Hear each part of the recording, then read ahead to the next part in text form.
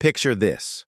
A grown woman in her 50s screaming at the top of her lungs in a police station parking lot, demanding that officers arrest someone for the crime of owning their own property. The woman's face is red with rage, her perfectly manicured nails pointing accusingly as she shrieks about community obligations and selfish behavior. The police officers exchange bewildered glances, clearly wondering how they ended up mediating what sounds like a dispute between toddlers fighting over toys. But this wasn't a playground squabble. This was the spectacular meltdown of Margaret Thornfield, HOA president and self-appointed queen of Willowbrook Estates, after she discovered that not everyone in her domain was willing to bow to her increasingly outrageous demands. What triggered this public humiliation? Her insistence that a homeowner hand over the keys to their $500,000 lakefront cabin because she had decided it should be available for community use. Specifically, her own family's weekend getaway. Where are you watching from?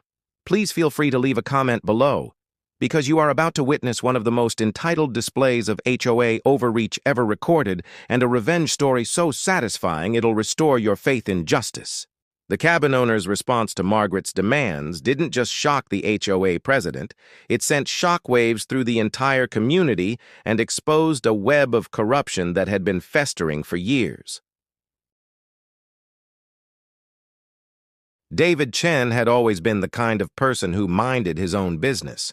A successful software engineer in his early 40s, he had worked tirelessly for 15 years to save enough money to purchase his dream property, a stunning lakefront cabin nestled on the shores of Crystal Lake, just 20 minutes from his primary residence in Willowbrook Estates. The cabin wasn't just a weekend retreat, it was his sanctuary, his reward for years of 12-hour workdays and carefully managed finances. The property itself was a masterpiece of rustic elegance. Built from local stone and timber, it featured floor-to-ceiling windows that offered breathtaking views of the lake, a wraparound deck perfect for morning coffee, and a private dock where David kept his small fishing boat. The cabin sat on 2 acres of pristine woodland, completely private and accessible only by a winding dirt road that David maintained at his own expense. Most importantly, the property was located outside the boundaries of Willowbrook Estates HOA, a fact that would become crucial to this story.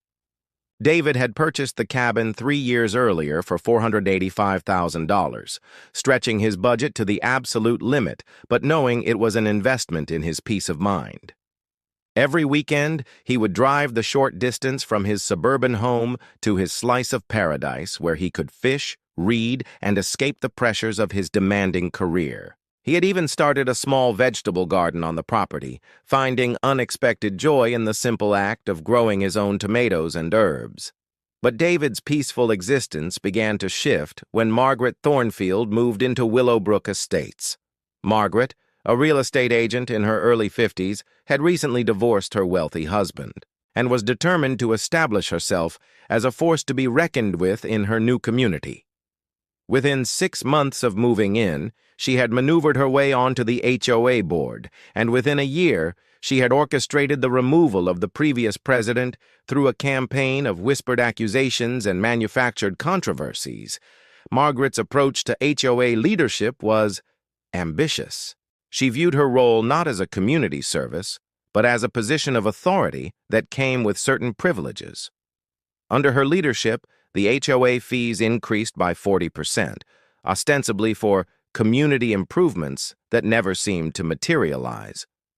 She instituted a bewildering array of new rules: no parking on streets during daylight hours, mandatory approval for any exterior home modifications including garden plantings, and weekly community standards inspections that she personally conducted with the enthusiasm of a military drill sergeant.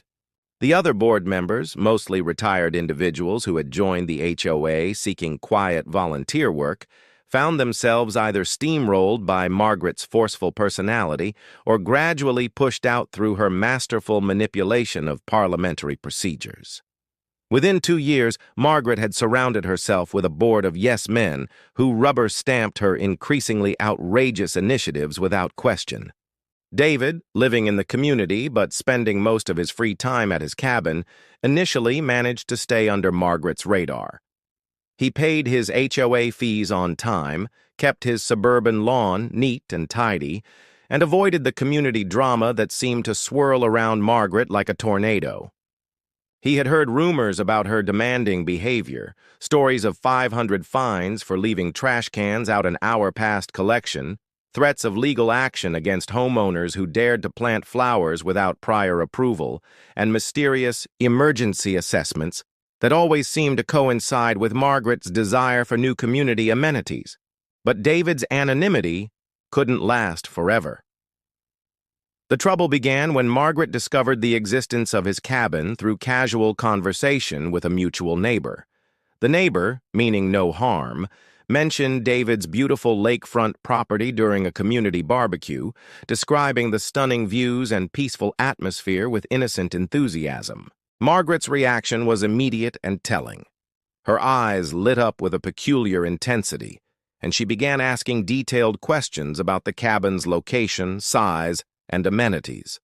How often did David use it? Was it accessible year-round? Did it have modern conveniences? The neighbor, oblivious to Margaret's calculating interest, happily shared what little information they had, even mentioning that David had once joked about how the cabin was his escape from suburbia. That conversation planted a seed in Margaret's mind that would quickly grow into an obsession.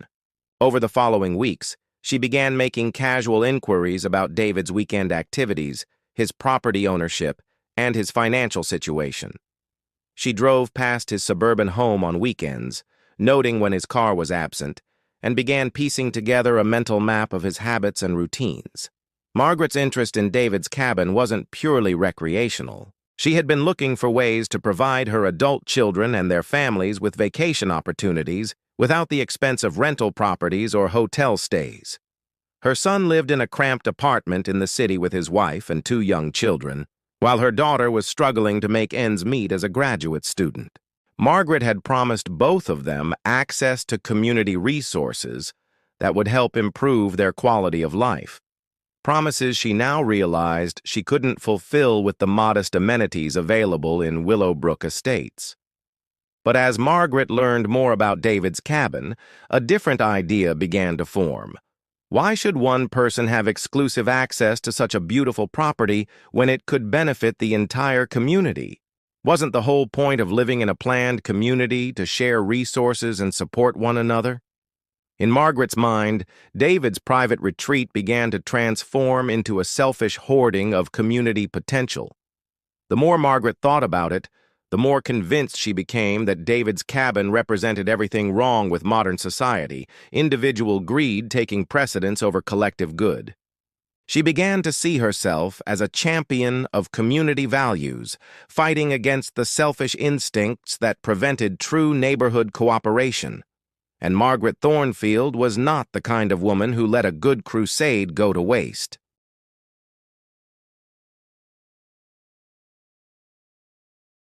Margaret's campaign to gain access to David's cabin began subtly, as the most dangerous schemes often do. It started with friendly inquiries disguised as community outreach. She approached David at the monthly HOA meeting, armed with a warm smile and what appeared to be genuine interest in his well-being. "David, I don't think we've had a proper chance to chat," Margaret said, cornering him near the coffee station after the meeting had officially ended. "I hear you have a lovely place up at Crystal Lake. It must be wonderful to have such a peaceful retreat so close to home." David, naturally reserved but polite, confirmed that yes, he enjoyed spending time at his cabin. Margaret pressed for details with the skill of someone accustomed to extracting information from reluctant home sellers. How often did he use it? Was it winterized? Did he ever feel lonely spending so much time alone there? "You know," Margaret said, her tone becoming more confidential, "I've been thinking about ways to strengthen our community bonds. Some HOAs have programs where residents share resources, vacation homes, boats, that sort of thing. It builds such wonderful relationships between neighbors." David's response was diplomatically non-committal, but Margaret detected what she interpreted as resistance. This only strengthened her resolve. Over the following weeks, Margaret began researching community asset-sharing programs, searching for legal precedents and HOA policies that might support her vision. She discovered that some communities did indeed have programs where homeowners could voluntarily participate in resource-sharing agreements, though these were typically limited to items like tools or recreational equipment. But Margaret's research also revealed something more interesting: the legal gray areas surrounding HOA authority over properties that weren't technically within community boundaries. David's cabin, she learned through careful examination of property records, was indeed outside the Willowbrook Estate's HOA jurisdiction.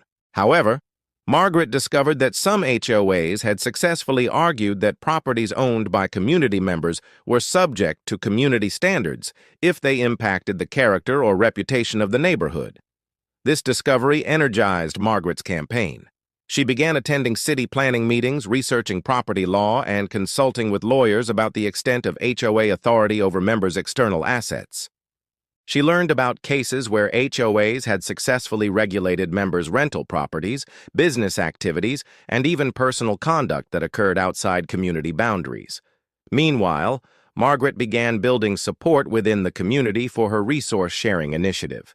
She framed it as a progressive approach to community living, emphasizing the benefits of shared access to recreational facilities and the environmental advantages of reducing individual consumption. She organized focus groups to discuss community enhancement opportunities and distributed surveys asking residents about their interest in expanded shared amenities.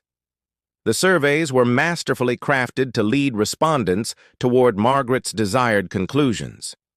Questions like, would you be interested in community access to lakefront recreational facilities? And do you believe individual community members should contribute to shared resources when possible? Generated predictably positive responses that Margaret could later cite as evidence of community-wide support for her initiative. But Margaret's most crucial step was securing the backing of the HOA board. She presented her resource-sharing proposal as a natural extension of the community's existing shared facilities: the pool, the clubhouse, the tennis courts. She argued that expanding shared access to members' private assets would significantly increase property values for all residents while fostering a stronger sense of community cooperation. The board members, most of whom had been carefully selected for their willingness to defer to Margaret's judgment, were initially hesitant about the legal implications of regulating members' external properties, but Margaret came prepared with legal research, case studies from other communities, and a compelling financial argument about the potential insurance and liability benefits of community oversight of recreational properties. Think about it, Margaret told the board during a closed executive session. If David's cabin is being used for community purposes, we can include it in our insurance coverage. If someone gets injured there during a community event, we're protected. And the potential for community fundraising activities, lakefront barbecues, fishing tournaments, corporate retreats, could generate significant revenue for community improvements. Margaret also hinted at potential liability issues if community members' external properties weren't subject to appropriate oversight. What if David's cabin became a source of noise complaints or environmental violations? What if his property maintenance standards reflected poorly on the Willowbrook Estate's community? Wasn't it the board's responsibility to protect the community's reputation and property values? As if you couldn't see where this was headed. Margaret was systematically building a legal and political foundation for what would become one of the most audacious power grabs in HOA history.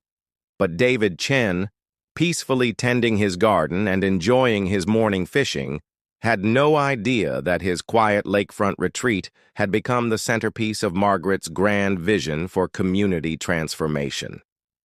The first official move came in the form of a letter, delivered to David's suburban home on a Tuesday morning in late spring. The letter, printed on official Willowbrook Estates HOA letterhead and signed by Margaret in her capacity as president, was titled Community Asset Integration Opportunity. The letter began with effusive praise for David's obvious commitment to maintaining beautiful recreational property and his potential for contributing to community enhancement. It outlined the HOA's new shared resource initiative and invited David to participate in a voluntary program that would allow community members to occasionally use his cabin for appropriate recreational activities and community building events. The letter emphasized the voluntary nature of the program and the various benefits David would receive in exchange for his participation: reduced HOA fees, priority access to community facilities, and recognition as a community leadership partner.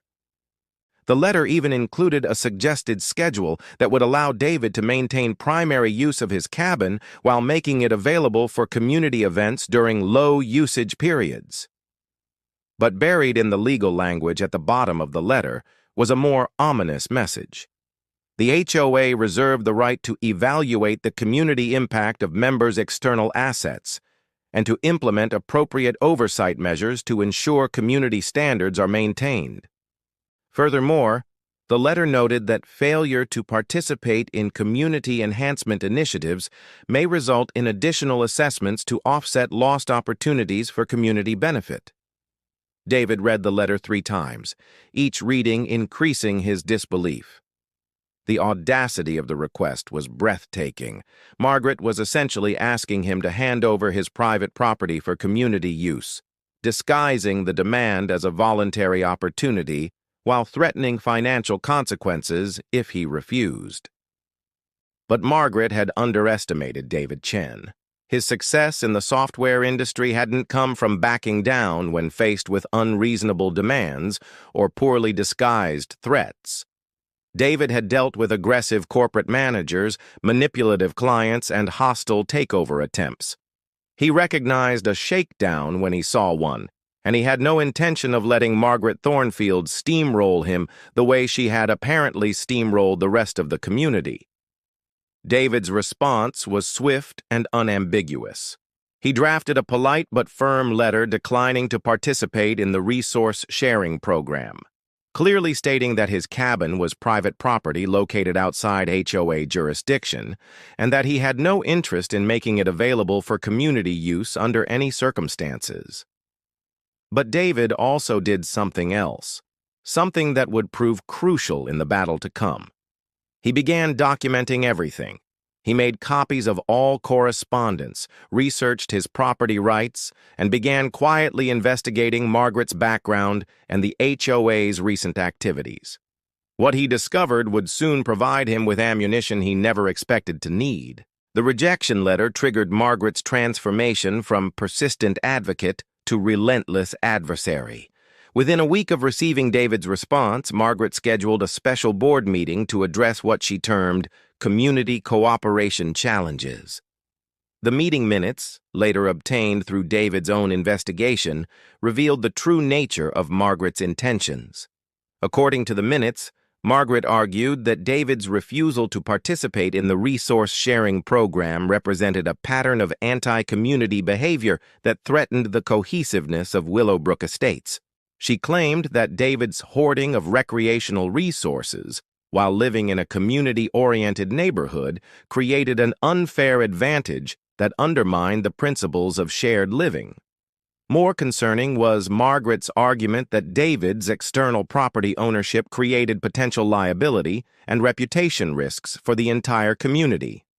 She suggested that the HOA had not just the right, but the responsibility to regulate community members' external assets to protect collective interests.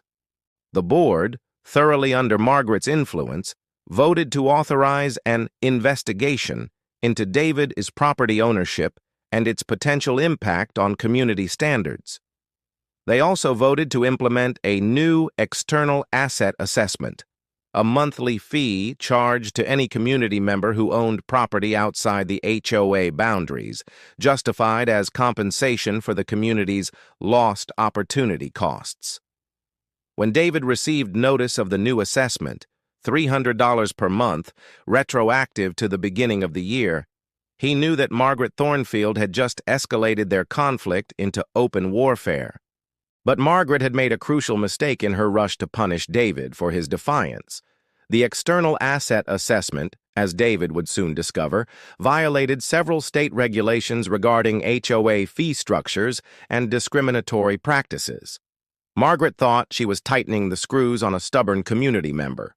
In reality, she had just handed David the legal leverage he needed to expose her entire operation. The showdown that would become legendary in Willowbrook Estates began on a seemingly ordinary Saturday morning in July.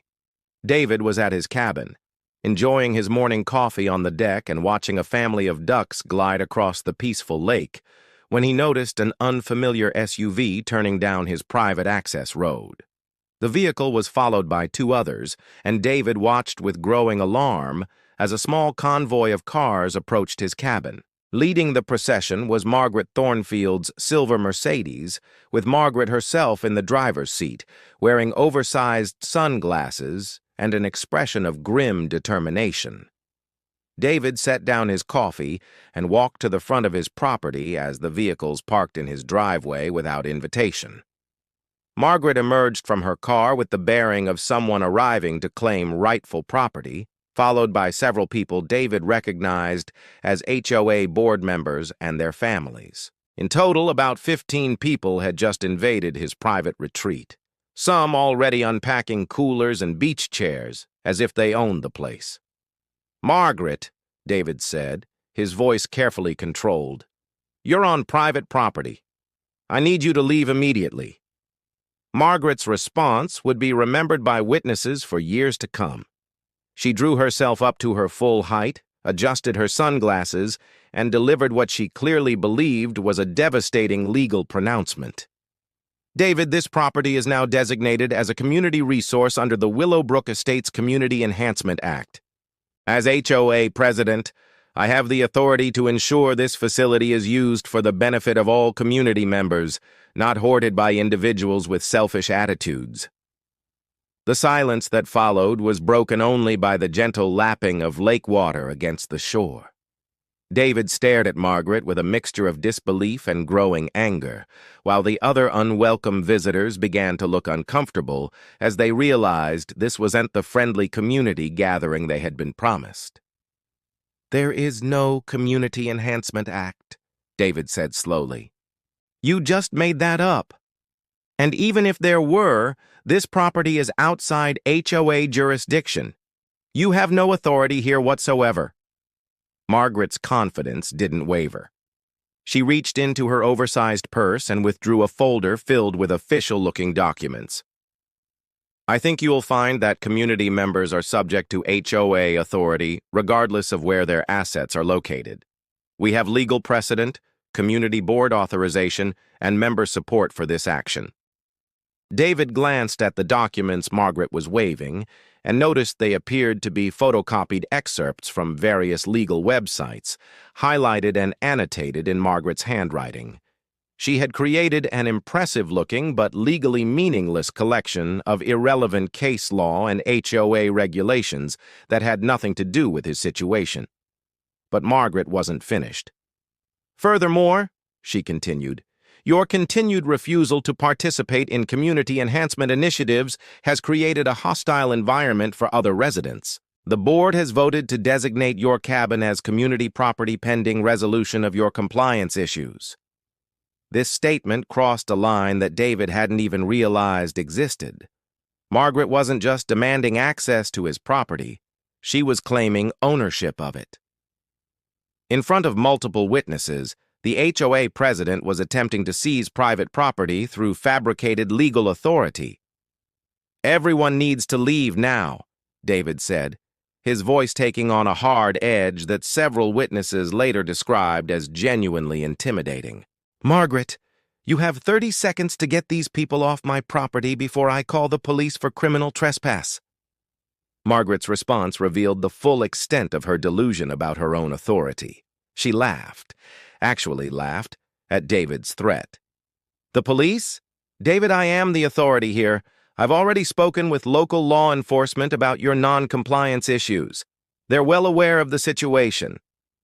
This statement would later prove to be Margaret's most catastrophic mistake. because David Chen, software engineer and methodical problem solver, had spent the previous month doing something Margaret never expected, preparing for this exact confrontation. David pulled out his phone and dialed 911, speaking clearly and calmly while maintaining eye contact with Margaret. "I need police assistance at 1247 Lakeshore Drive. I have multiple people trespassing on my private property who are refusing to leave and claiming false legal authority." While they waited for police to arrive, Margaret made another crucial error. Convinced that David was bluffing and that her legal research gave her unshakable authority, she began directing her followers to set up their lakeside picnic. She instructed board members to start unloading their SUVs, claimed the best spots on David's dock for fishing, and even sent someone to check if David's cabin was locked so they could access the bathroom facilities. But Margaret's most damaging mistake was continuing to assert her fake legal authority in front of multiple witnesses. She loudly declared that David's property was now under community management, that his rights as owner had been superseded by community needs, and that anyone who supported his selfish behavior was working against the interests of Willowbrook Estates. When the police arrived 20 minutes later, they found a scene that perfectly illustrated the phrase entitled "Behavior Gone Wrong."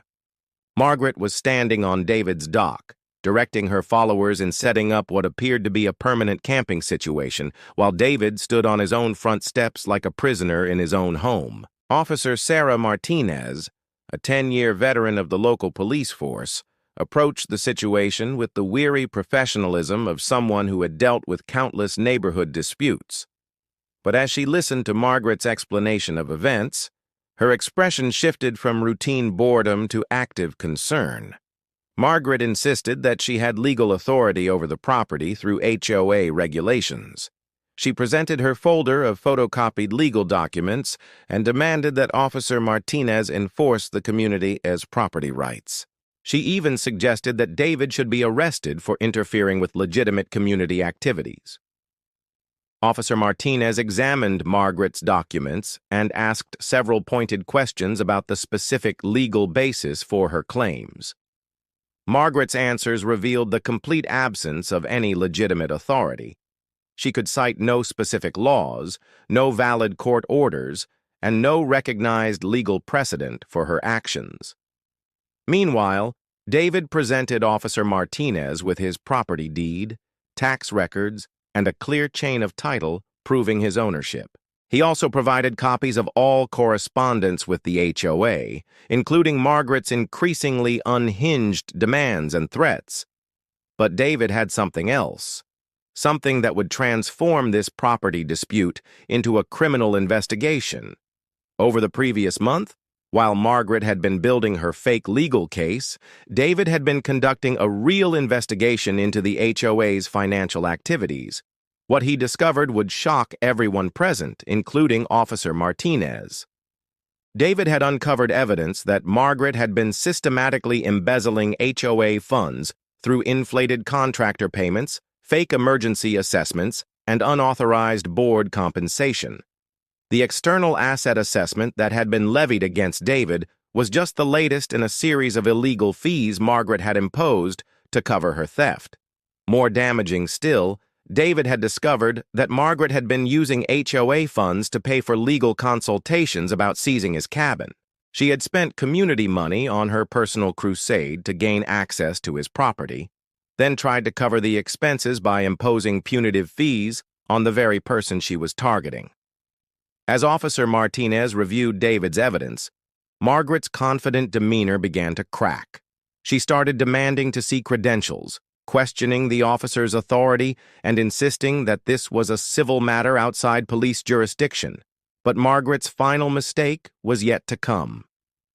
When Officer Martinez informed her that she needed to remove her group from David's property immediately or face arrest for criminal trespass, Margaret did something that sealed her fate forever. She refused.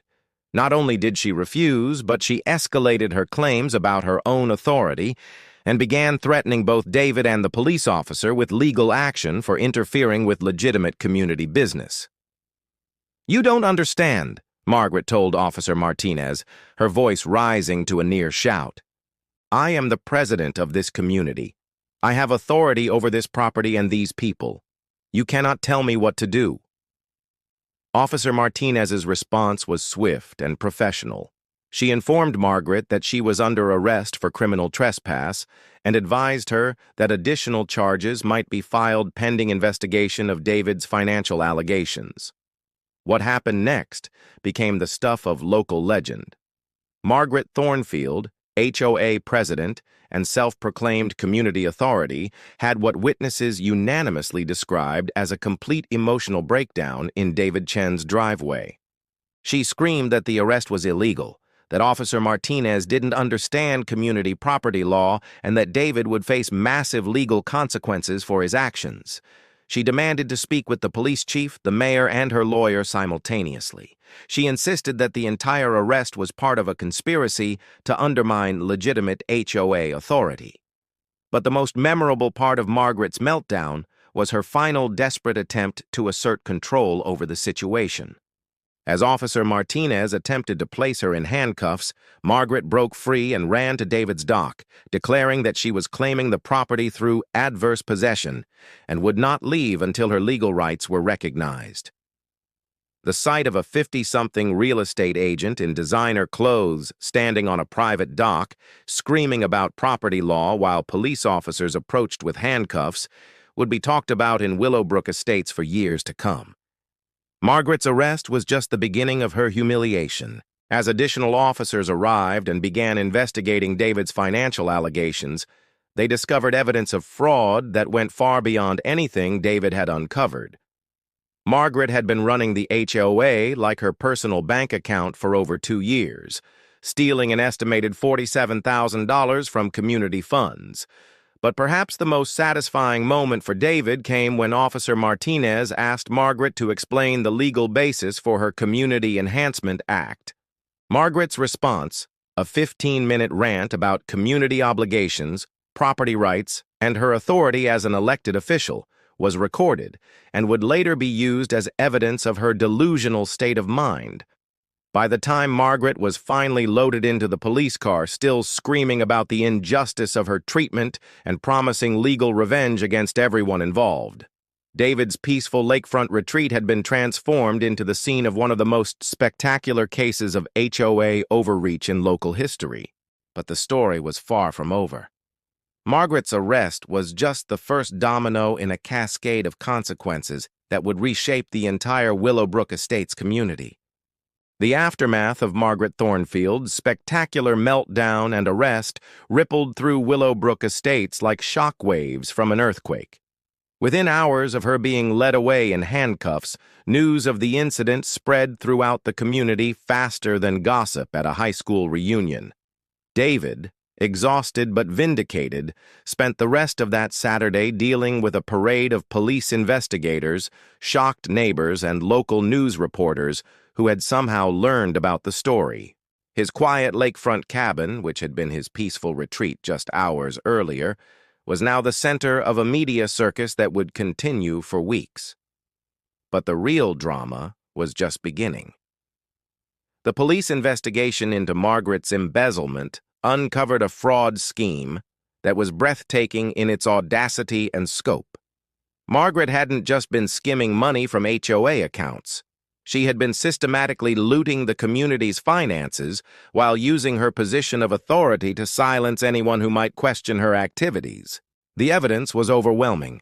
Margaret had created fake invoices for property maintenance work that was never performed. She had authorized emergency assessments for community improvements that existed only on paper. She had even charged the HOA for her personal legal consultations about seizing David's cabin, billing the community for her own delusional crusade. Most shocking of all was the discovery of Margaret's secret plan to use David's cabin as collateral for a loan she intended to take out in the HOA's name. She had actually contacted banks about borrowing money against the community's assets, including properties she claimed were under HOA control. If her scheme had succeeded, David's cabin could have been seized by creditors for debts he never authorized.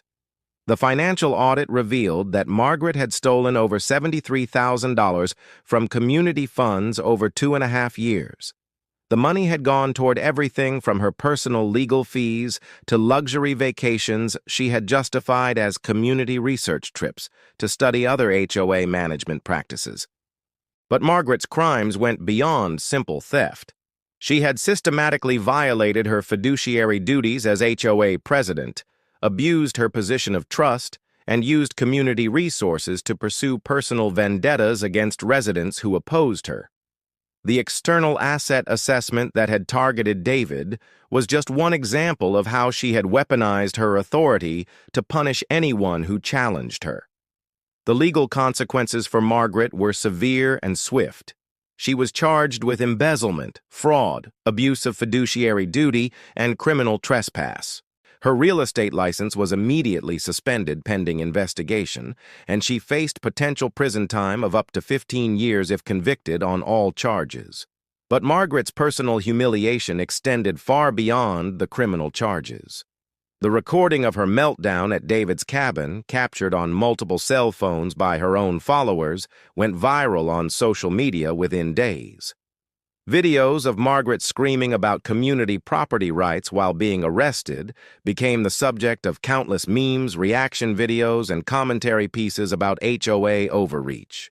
The national attention was devastating for Margaret's reputation and career.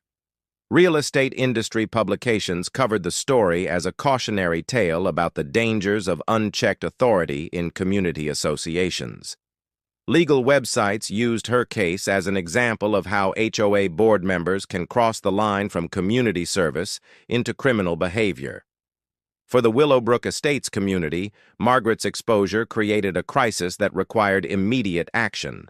The remaining board members, most of whom had been rubber stamps for Margaret's decisions, faced intense scrutiny from residents who demanded answers about how such extensive fraud had gone undetected. An emergency community meeting held 2 weeks after Margaret's arrest drew the largest attendance in the HOA's 20-year history. Angry residents demanded accountability, transparency, and immediate reforms to prevent future abuse. Many homeowners revealed that they had suspected Margaret's corruption but had been intimidated into silence by her threats and aggressive tactics. David, who had become an unlikely community hero, was asked to speak at the meeting. His presentation about Margaret's scheme and the warning signs that had been ignored was both educational and cathartic for residents who had felt powerless under her regime. "The truth is," David told the packed community center, "Margaret's ability to commit these crimes wasn't about intelligence or cunning. It was about the culture of fear and intimidation she created. She convinced people that questioning her authority was anti-community, that resistance was selfish, and that her word was law. Once people accepted those premises, she could do whatever she wanted." David's analysis resonated deeply with residents who recognized their own experiences in his description. Many admitted they had noticed irregularities in HOA finances or questioned Margaret's increasingly authoritarian behavior, but had been afraid to speak up for fear of becoming her next target. The community's response was comprehensive and decisive. The entire HOA board was dissolved, and new elections were held with unprecedented participation from residents. New bylaws were implemented requiring financial transparency, regular audits, and strict limits on board authority. Most importantly, the community established clear procedures for residents to report suspected abuse without fear of retaliation. For David personally, the resolution of the conflict was deeply satisfying but also emotionally exhausting. The months of legal proceedings, media attention, and community turmoil had transformed his quiet life into a very public battle. However, the outcome vindicated his decision to stand firm against Margaret's demands rather than attempting to appease her with compromise. The financial recovery for the community took nearly 2 years. Margaret's assets were seized to compensate for her theft, but recovering the full amount proved challenging since much of the stolen money had been spent on personal expenses. However, the community's insurance policy covered most of the losses, and the new board implemented strict financial controls to prevent future fraud. Margaret herself faced the full consequences of her actions. She was convicted on all criminal charges and sentenced to 8 years in prison. Her real estate career was permanently ended, and she faced civil lawsuits from both the HOA and individual residents whose lives had been disrupted by her abuse of power. But perhaps the most lasting impact of the Margaret Thornfield saga was its effect on HOA governance throughout the region. The case became a textbook example of how community associations could be hijacked by individuals with authoritarian tendencies, and it sparked reforms in HOA oversight and accountability measures across multiple states. Legal experts used the case to illustrate the importance of community member engagement in HOA governance. Margaret's crimes had been possible only because residents had gradually ceded their oversight responsibilities to someone they assumed was acting in their best interests. For David, the resolution brought both relief and reflection. His cabin remained his private retreat, more precious now for having been threatened. But the experience had taught him valuable lessons about the importance of community engagement and the dangers of allowing unchecked authority to flourish in any organization. 3 years after Margaret's arrest, David still spends his weekends at his lakefront cabin, but with a deeper appreciation for the peace and privacy he fought to protect. He occasionally hosts community events at his property, but only by his own invitation, and only for the neighbors who supported him during his battle with Margaret's regime. The Willowbrook Estates community has thrived under new leadership that prioritizes transparency, accountability, and genuine service to residents. Property values have increased, community satisfaction is at an all-time high, and the HOA operates with the kind of fiscal responsibility and democratic governance that Margaret's authoritarian approach had nearly destroyed. But the most important legacy of the Margaret Thornfield affair isn't the policy changes or the legal precedents it established. It's the reminder that individual courage in the face of institutional bullying can expose corruption, protect rights, and restore justice to communities that have lost their way. David's refusal to hand over his cabin keys to an entitled HOA president became a symbol of resistance against the abuse of power in all its forms. His willingness to stand up to Margaret's threats, document her crimes, and expose her corruption saved not just his own property, but an entire community from continued exploitation. The question that Margaret's case raises for all of us is simple but profound. When faced with someone who demands authority they haven't earned and threatens consequences they can't legally impose, do we have the courage to say no? David Chen's answer to that question not only protected his own rights, it became a masterclass in how individual resistance can topple even the most entrenched systems of abuse. In the end, Margaret Thornfield's epic meltdown at David's cabin wasn't just about one woman's delusions of authority or one man's determination to protect his property. It was a reminder that democracy, whether in communities or countries, requires vigilance, courage, and the willingness of ordinary people to stand up to those who would abuse the trust placed in them. And sometimes, that resistance starts with something as simple as refusing to hand over your keys to someone who has no right to demand them. What do you think you would have done in David's situation? Would you have had the courage to stand up to Margaret's demands? Or would the pressure to go along to get along have been too strong? Share your thoughts in the comments below, because in our communities and our lives, we all face moments when we must decide whether to stand up to bullies or let them have their way.